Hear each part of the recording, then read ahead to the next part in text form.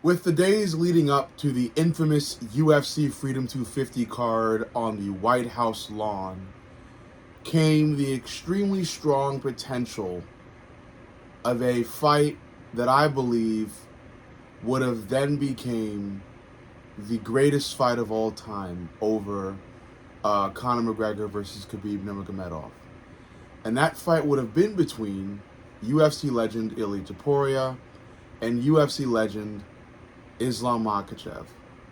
The events that took place at UFC Freedom 250 destroyed the potential for that fight. In Ilia Topuria being dismantled by current lightweight champion Justin Gaethje. Before that card, I had so much excitement brewing within myself, and I feel like the same could have been said for many MMA fans, as Ilia was seemingly going to just skip past Justin Gaethje after knocking him out in round one, and then calling for a fight against Islam. That he could probably fight on his own terms, meaning he, at that point, could have maybe even called Islam to come down to lightweight, without even having to move to welterweight. Ilia would have been on such a high position, after knocking out Justin Gaethje on the White House lawn of all places, to demand such a thing that could definitely be granted to him, that could cause the UFC, aka Dana White, to go to Islam and his team behind the scenes and offer many different incentives to Islam and his team to have Islam come back down to lightweight for one more fight. That would be a blockbuster fight against a man that, has been knocking out all-time legends back to back to back in Ilia Topuria. That would have been the chain of events if Ilia were to have done what everybody thought he would do that night on the White House lawn. Now, again, reality took place. What was thought to not really be realistic took place in actuality. And Justin Gaethje broke Ilia, broke him, forced him and his team to just call it quits on the stool before the final round. Afterward, there really is no afterward. The MMA world, awaits the return of Ilia. He's healing really well. He's back to posting pictures of his full face that looks pretty much fully healed. Without a doubt, he'll be back to training very soon, and then be back to fighting very soon as well. I believe that fight would have been the fight to top Conor versus Khabib. I do think that there was a second fight that I was going to say would have topped Conor versus Khabib, that I was slowly kind of, throwing out to you guys and talking about my excitement with it, with the potentiality of it. And that fight was Conor versus Islam. Because not so long ago, we were all talking about the return of Conor McGregor against Max Holloway.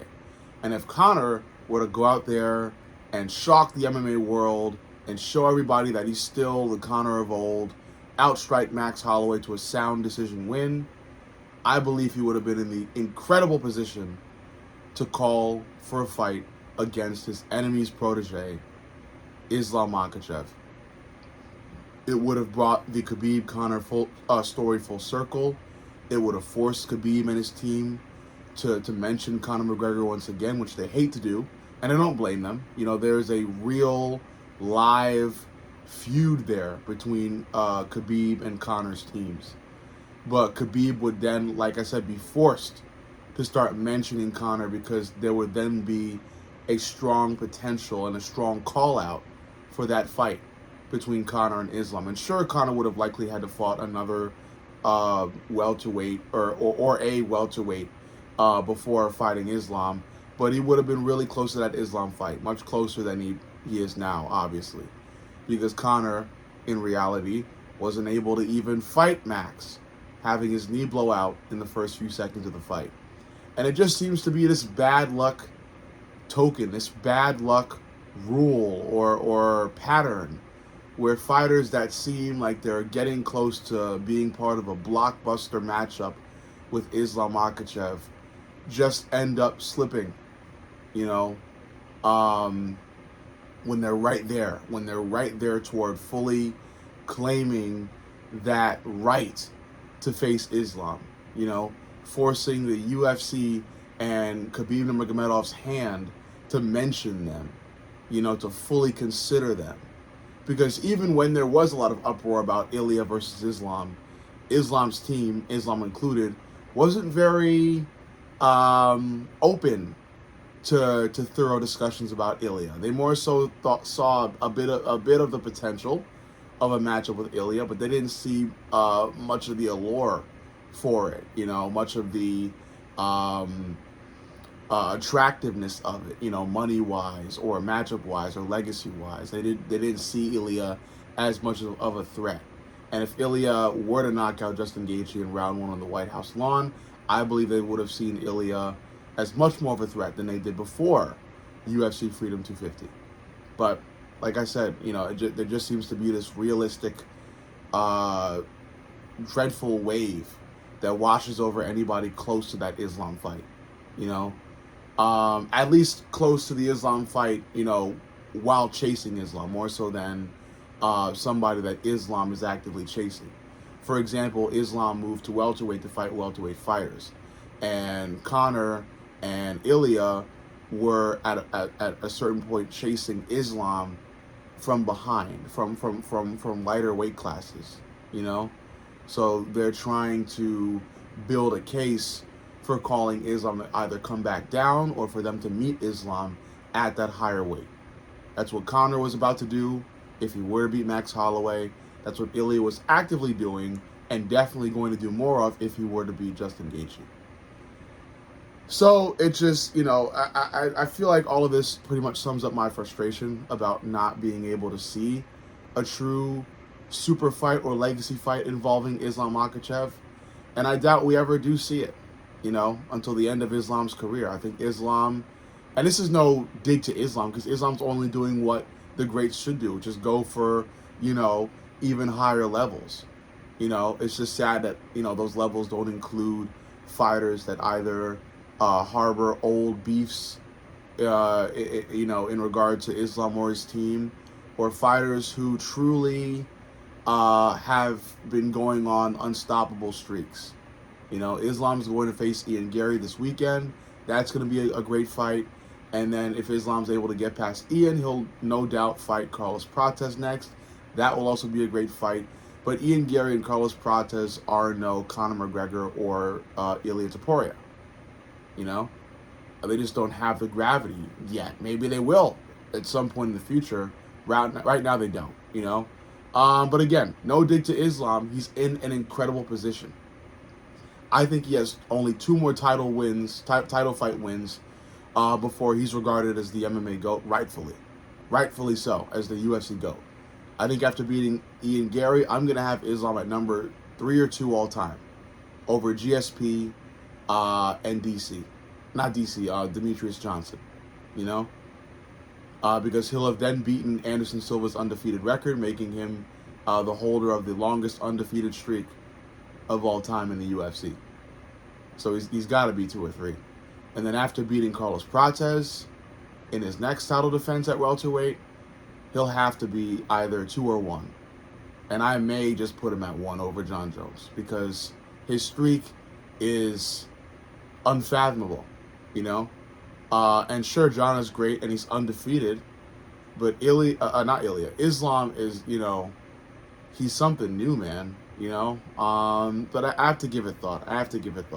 So right now, I'm gonna recenter on the main topic, which is again the losses that me and I think many other fans have taken in seeing big fights involving Islam Makhachev slip away. And like I said, sure, Islam versus Ian is a pretty big fight, and Islam versus Carlos Prates will be a pretty big fight. But they're not in Islam versus Conor, and they're not in Islam versus Ilya. 2 potential fights that would have done crazy numbers, that would have easily been sold, that would have had fans on the edge of their seat, glued to their screens. Unfortunately, We're never going to get those again. Ilya will heal.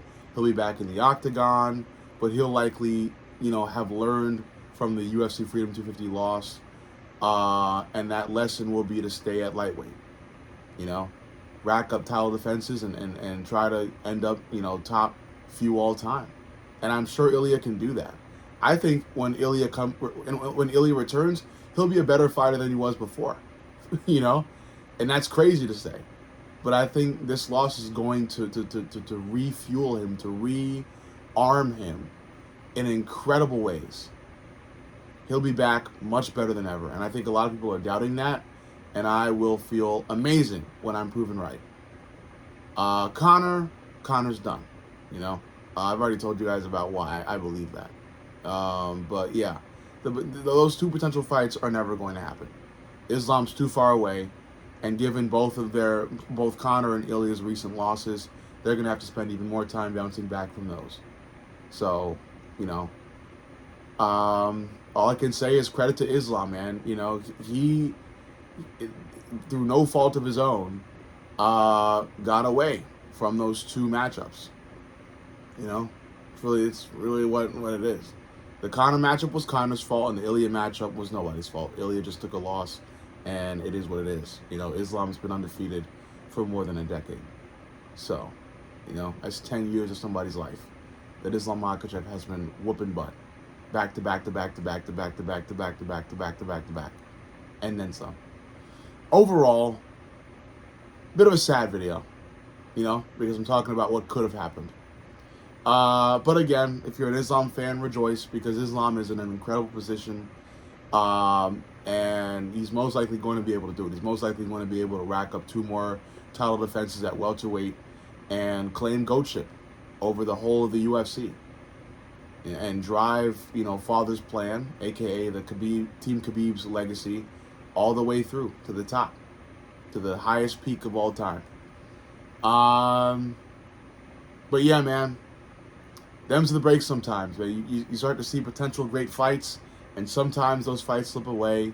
It is what it is. It's the fight game. And in the fight game, anything can happen.